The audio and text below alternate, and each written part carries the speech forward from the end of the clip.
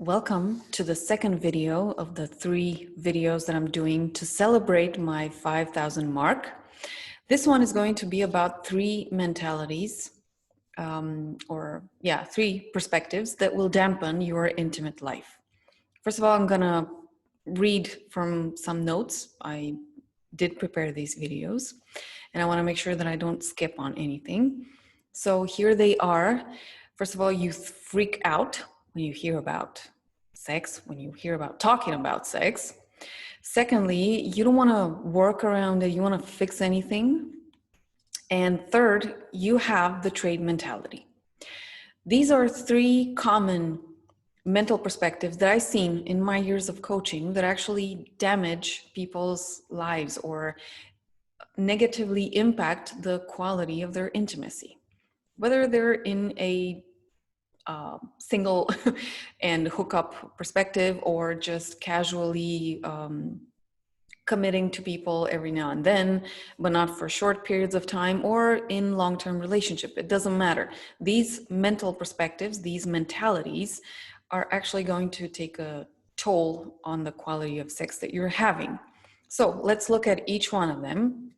First of all, you freak out when you hear about sex, about talking about sex, about exploring new ideas. You freak out, like something in you explodes and there's no talking with you. You don't want to hear about it. You don't want to complicate yourself. This is not something that is of interest to you. Maybe you're just, let's just do it and that's it. Or maybe you don't even want to do anything about it. So maybe you freak out because there's something that actually scares you or just disgusts you or it's just yicky. I've had a lot of women around me that have opened up about this and they said that I had a lot of blockages. I don't want to work on them, but I know I have them and I don't want to work around them. So it's a lot, they said it in a softer way or in a more polite way, but essentially you freak out when you hear about sex. Now, what is the cost of this mentality? Firstly, think about if you were to date somebody who actually turned out to have this mentality. They freaked out when they heard about sex. How would you feel? Even if you love them, how would you feel about this perspective? Would you love to have a relationship with somebody who freaks out whenever they hear about sex? And if you're not considering committing to this person for a long period of time, how do you feel about committing to them for short periods of time? Do you want to have fun with somebody who freaks out when they hear about sex?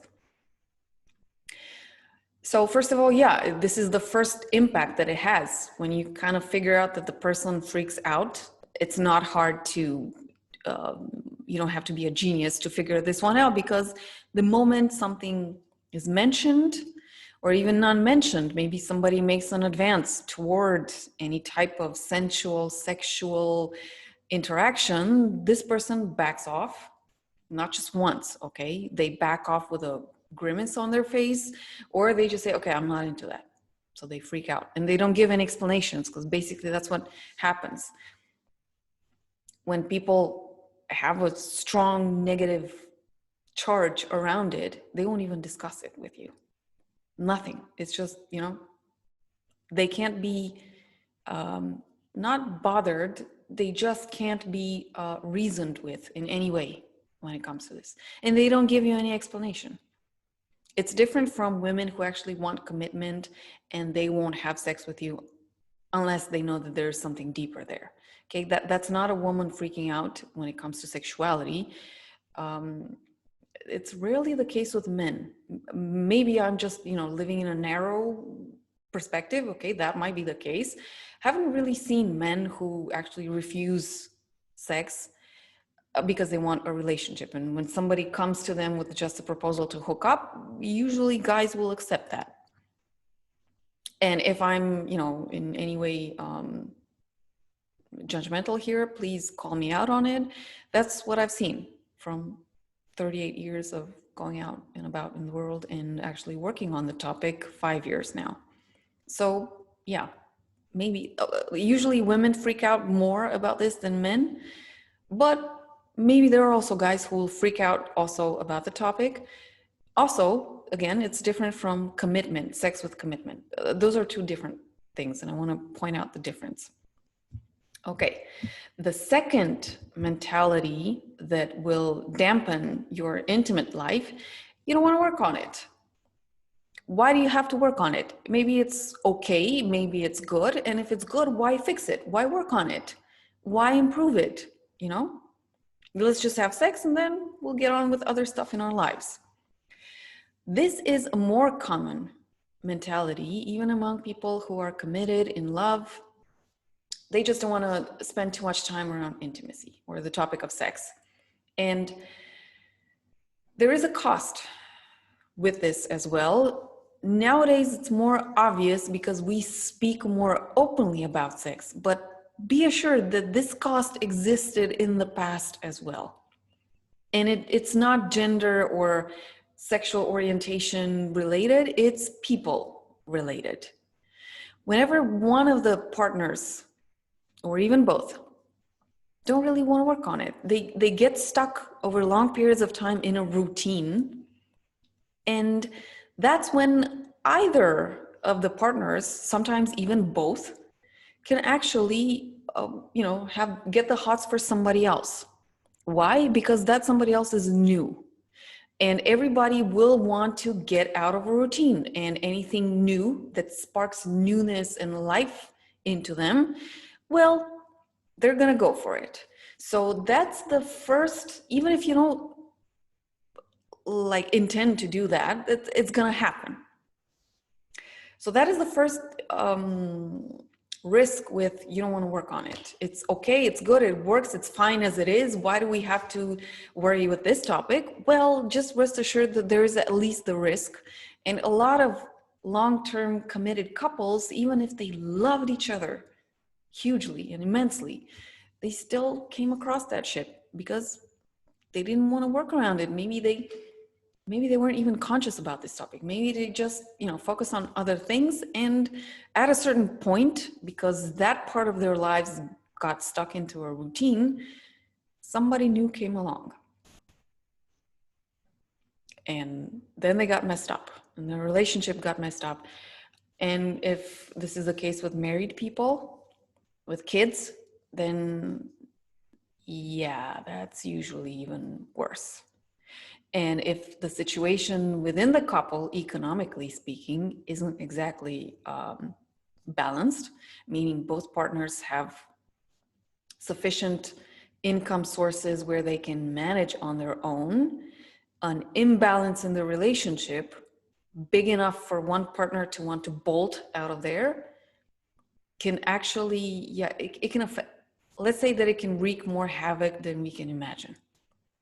So this kind of stuff used to happen in the past. It was just not so openly spoken about. Nowadays, when we have this openness towards sexuality, we speak more about it. There's sort of a trend also to get into experimenting mode and hookup mode and so on. So that's the opposite extreme of it. But somewhere in the middle, we talk more about this. And we are beginning to have more knowledge when it comes to intimacy. And we're also beginning to have more expectations of our sex lives, okay? We're beginning to talk about the quality of our sex lives more than we used to in the past. So somebody who doesn't want to work on it at all, well, they run the risk of exposing themselves to, third parties, temptations, and so on, because we all need newness. At a certain point, we all need a sense of adventure. Not every day, not every month, but we're going to need it eventually. So not working around it and having something that is keeping us from working around it. For instance, some people just might have a lot of negative charge and they're okay with what is there, so they're not completely shut down, but they don't really want to, there's something that scares them and they don't want to go out and explore more. Or some other people associate working or growing in sexuality with some cheap perspective, some perverse perspective, sleeping around with people and so on, which is not the case. I mean, You can read about this stuff. You can take programs just for your own personal growth.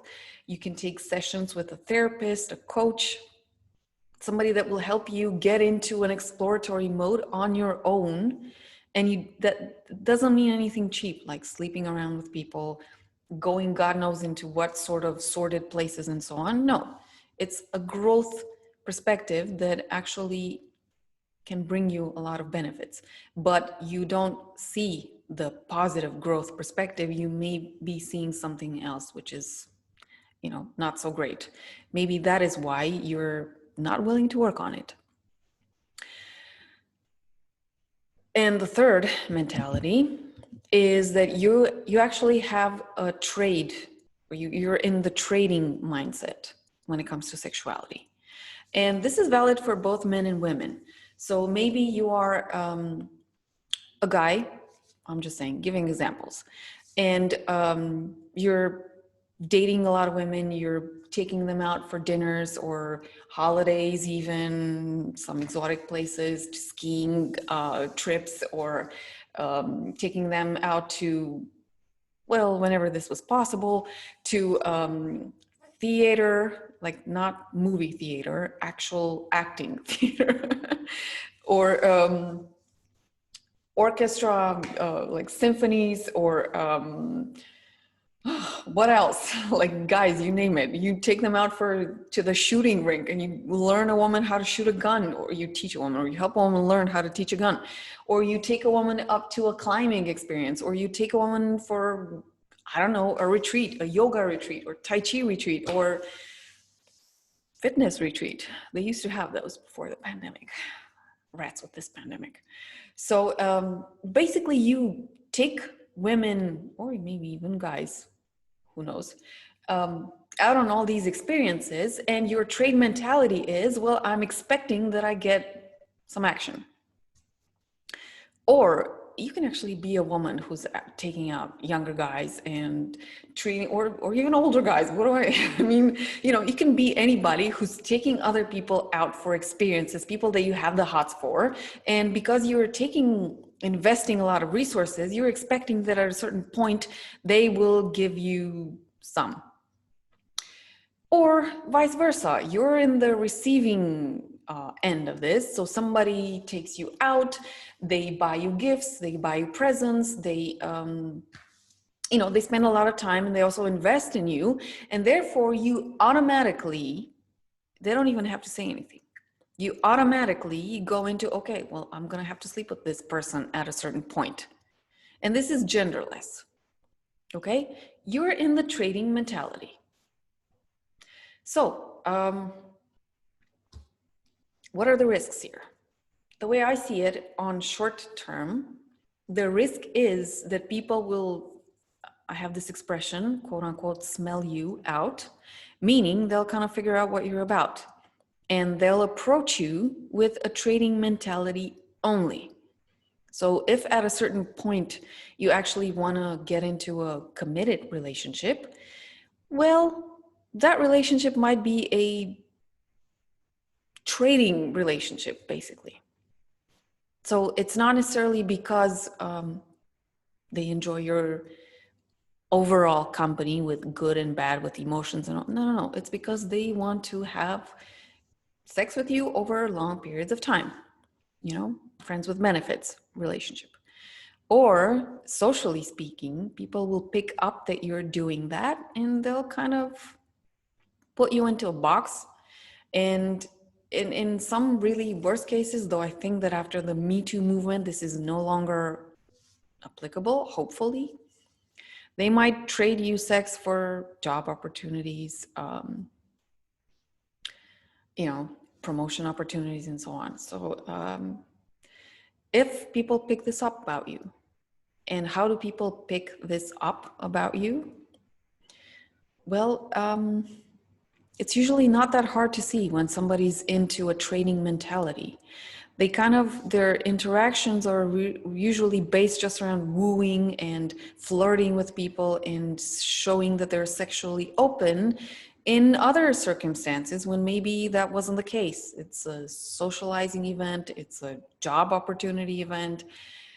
It's a networking event and so on. And there's this energy about them that says, I want to have sex. Sometimes some people will pick up on that and they'll look at, okay, what is this? This isn't the context. And yeah, maybe they're into me. Or if they observe the person and they see that they show that kind of behavior with more people because that person is in the trading mentality and they don't know, that's how they'll pick up. It's not that hard to pick up from, others what they're about if you just observe them long enough. And in different circumstances, they'll kind of show themselves. And over long periods of time, if you're in the trading mentality, well, let's say you do get into a long-term relationship with somebody who actually wants to go deeper with you and wants to build a life with you. Well, they'll pick up that maybe you're just about the trading, but you can't go deeper, especially in intimacy. And maybe they want that. Maybe they feel that there's only a certain level that they can go with you. They can't go further. So that might be a turnoff for them. That might be a moment where they might say, okay, but I actually want to see you, and I don't really see you. I see somebody who's trading things, trading experiences, trading their body, trading touch, trading whatever, but they're not being authentically, engaging. They're not engaging authentically, essentially. So why is this a problem? Well, if somebody really wants to go deep and they can sense that they can go with you, if that person is strong enough, they might say, you're trading this and I don't want to trade. I want to love. I want to grow in love, rise in love. And I can't rise with a trader, as in a merchant, not a trader as in somebody that's going to betray them. So yeah, some people will actually say, I want to go deep with you in all areas of life, including this one. It's not always the case. I mean, nowadays, still people tend to break up more because of money issues, really big money issues, lifestyle issues, betrayal over long periods of time. If somebody cheats on you once, maybe they won't get broken up with, but or maybe you won't break up with them, but over long periods of time, yeah, you might do that. But usually it's because you don't break up with somebody just because the sex isn't great. So that's what I've seen with a lot of people around me. So it's still, a relationship isn't based only on sex, but that's a big component when it comes to the quality of their intimacy, the quality of their relationship. And let's face it, you don't really have a life partnership is somebody that you build a life with, including have sex with them. Very few people marry or build a life with somebody that they don't have sex with. So let's not overlook this. So if you're in the trading mentality, yeah, that kind of might be a down